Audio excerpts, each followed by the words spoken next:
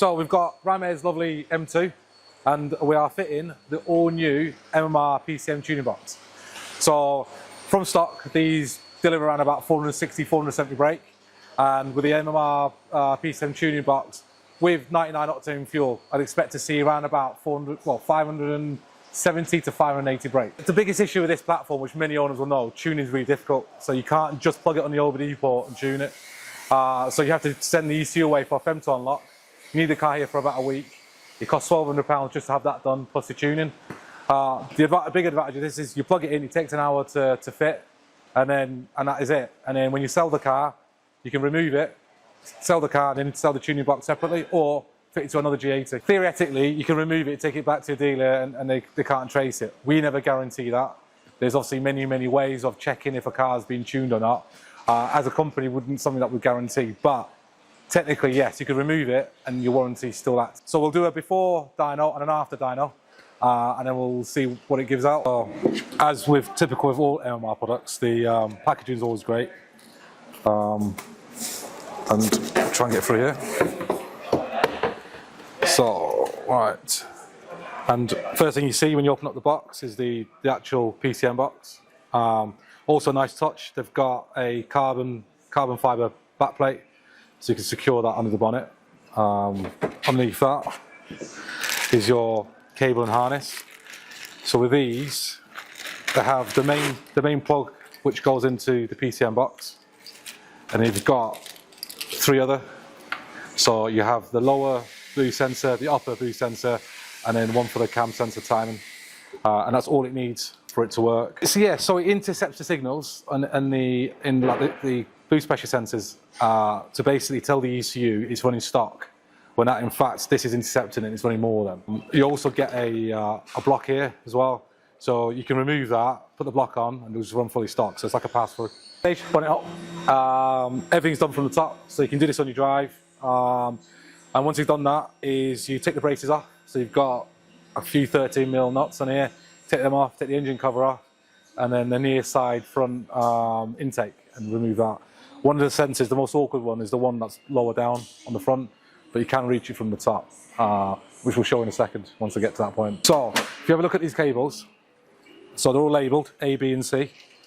So we're talking about the lower boost pressure sensor, which will be A, and you'll notice that there's two connectors. So one will go into the sensor, and where the cable was on the original loom will go into this side, and it's literally then it passes through there.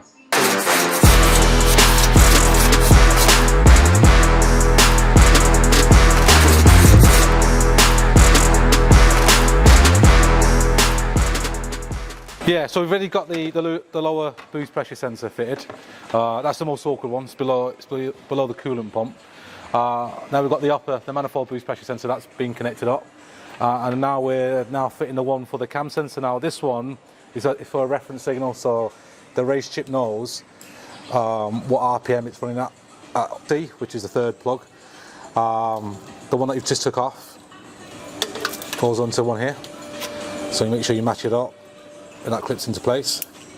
That's the original one, and then the other side of that wire goes onto the sensor itself.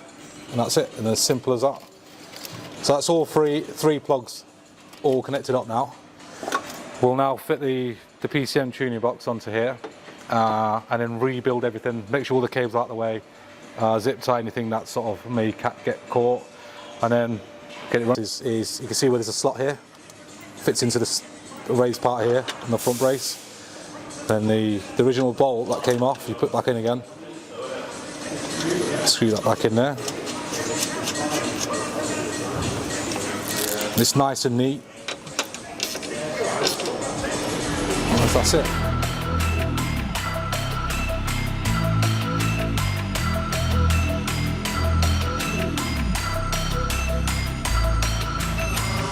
Right, so that's all fitted. Obviously it looks really smart here, the way it's sort of bolted to the OEM front brace. The harnesses are all tucked away. Took about 60 minutes to fit. Like I said before, the most awkward one is the one on the bottom corner, but it only needs the intake removing to get down to there. So now, point it now shut, get it straight onto the dyno. We'll do a stock run to show what it's doing at stock, and then we'll power it up and we'll then do a PCM MMR on it and then see what it gets.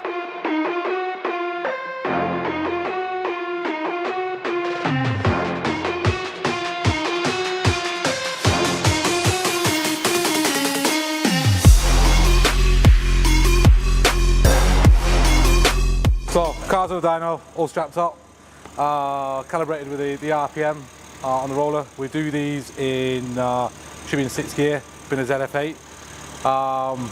So, with the MMR PCM box, it comes with a plug.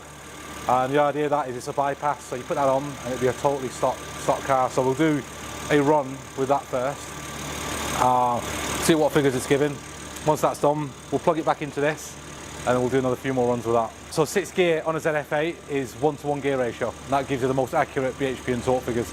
So if you go higher up the gear, you'll overinflate the figures. If you go under, it gives you under figures.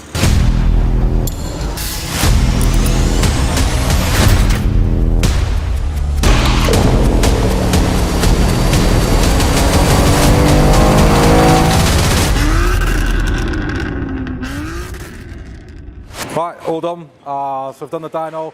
I started off with the stock run using the bypass that comes with the MMR PCM box. And with the intake and the Miltech OPF back, it made a very healthy 489 brake and 450 foot-pounds of torque. Then straight onto the PCM box. Done well that as well, considering it's what, 20 odd degrees today, I'd say. Did nearly 580 brake, sorry, and 525 foot-pounds of torque. So great bumping power.